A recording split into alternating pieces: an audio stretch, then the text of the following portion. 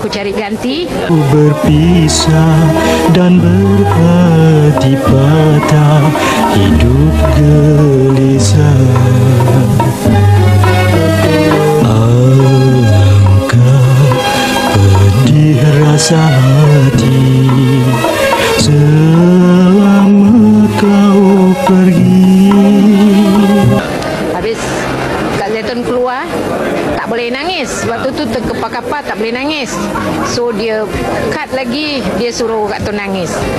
Habis Kak Tun bilang, abang, Atun tak boleh nangis lah, susah ni hari tak ada mood. Dia bilang, mesti Atun mesti nangis. Kalau Atun tak boleh nangis, abang keluar dari sini. Alamak, sampai sedih.